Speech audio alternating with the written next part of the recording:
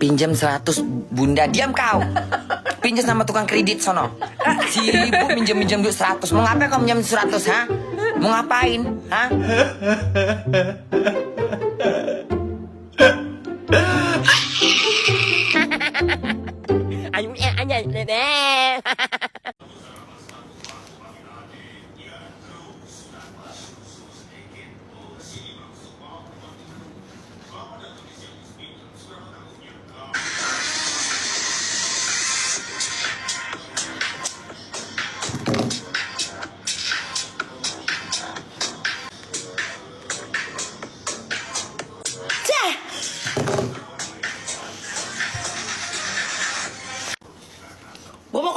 Gua mah kalau ngomong kagak pakai, nggak ada hoax, gua pakai bukti. Tuh. Leci itu kayak NS di Blue Angels Papa Jayapura. Makanya aduh, lu kalau bisa lu nyenggol orang yang temen gue deh, beneran deh. Dia di Leci pas udah cermin apa belum? Itu justru lagi ngejar lakinya itu sampai ke Jayapura. Jangankan ini ya, Germinya aja, GM ya, itu gue dapet gue kontaknya.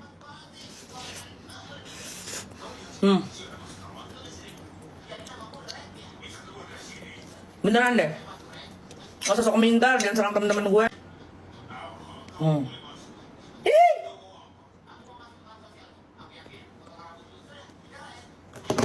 Sekarang gak tau ya masih jadi lagi apa enggak.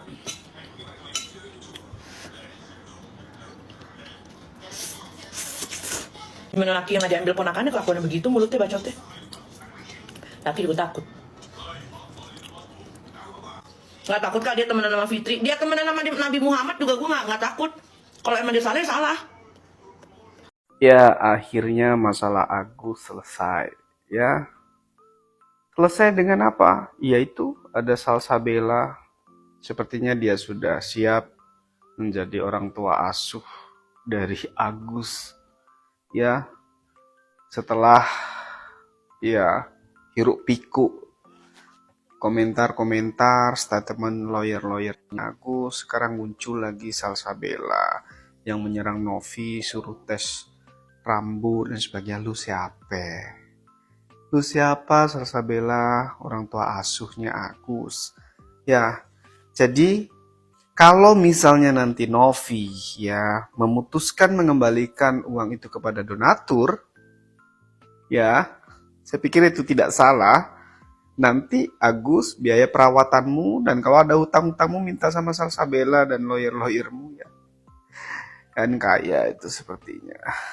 Ya. Makanya damai sudah, jangan dengerin orang-orang yang bikin kisruh, bikin ruwet perkaramu ya.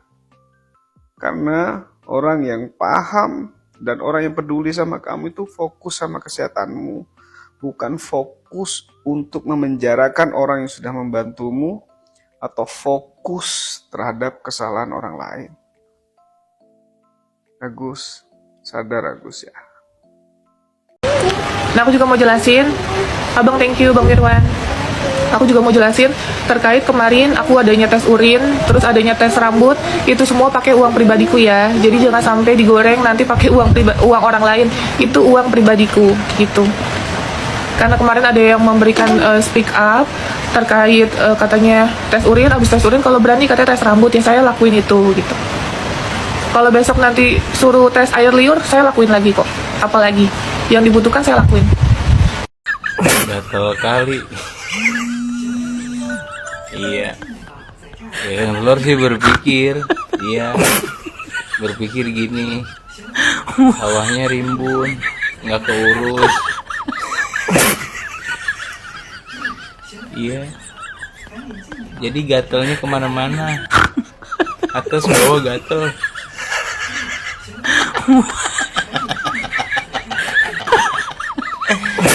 Iya. Tolong dong digarap.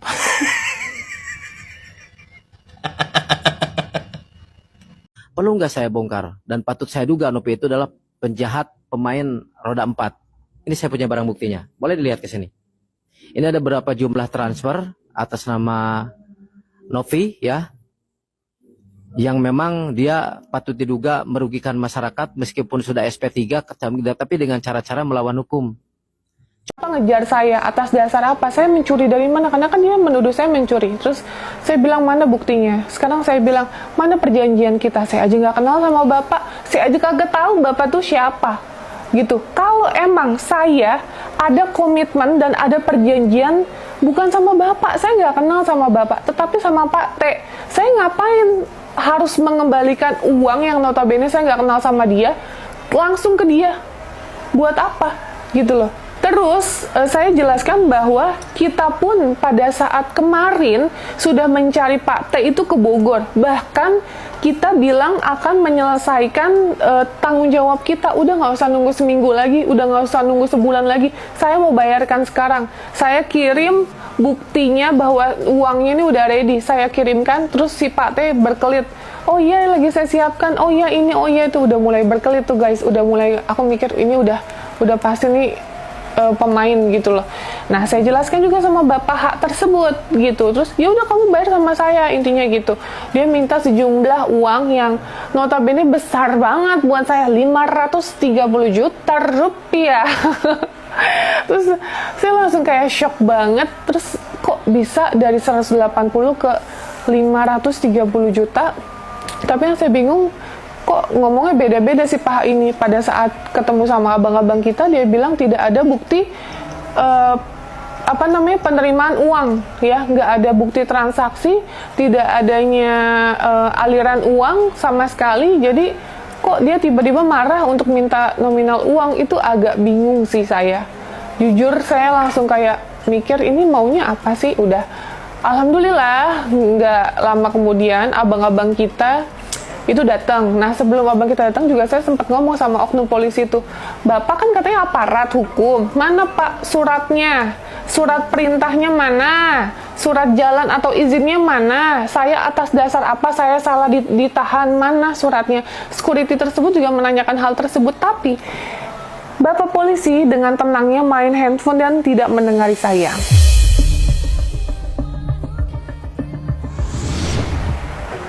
Dia pura-pura nggak dengar, saya dicuekin, saya teriak-teriak, saya bilang mana surat perintahnya, sama sekali nggak digubris. Akhirnya abang-abang kita datang, terus ngobrol sama oknum-oknum ini ya, sama ormasnya dan sama aparat kepolisiannya, satu orang itu. Saya mikir udah case close, kita langsung jalan. Yuk guys, balik lagi di Uki Kelvin. Nah, kita lanjut lagi dalam kasusnya Agus guys. Ada berita apa nih dari Teknovi ya? Yuk langsung kita simak saja videonya. Dan sebelumnya bantu subscribe Uki Kelvin guys, supaya kalian nggak ketinggalan informasi terbaru dari update terbaru dari kasus-kasus yang lagi viral ya. Yuk langsung kita simak saja guys. Hai pemirsa, uang di saya, Agus nggak bisa pakai apa-apa kecuali izin saya, kan gitu kan selesai.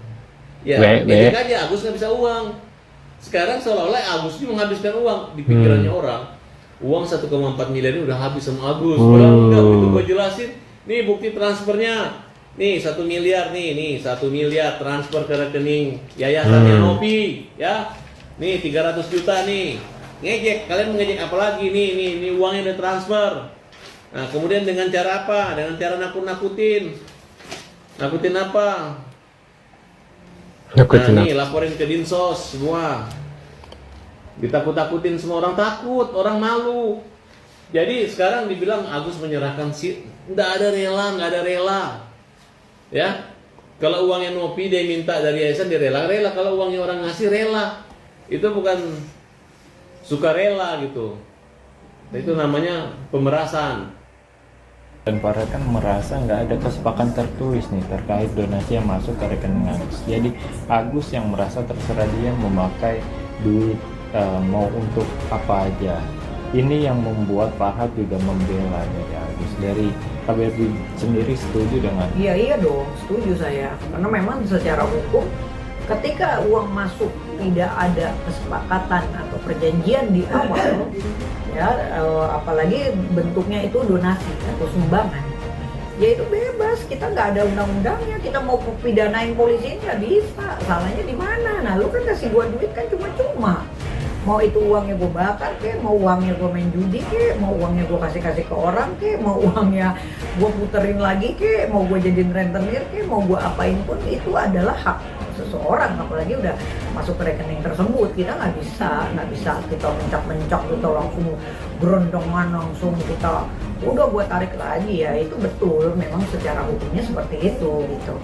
Memang secara hukum memang seperti itu ya, cuma kan secara etika ya, ketika kita membantu seseorang untuk pengobatan gitu ya, seperti Mas Agus ini, dan tiba-tiba uang ketika masuk ke rekeningnya Mas Agus dan dipakai bukan untuk pengobatan, tapi mungkin dipakai tapi hanya untuk beberapa ya, dan ada juga seperti buat bayar hutang gitu loh guys. Itulah yang membuat polemik ya dari kasusnya Agus ini guys.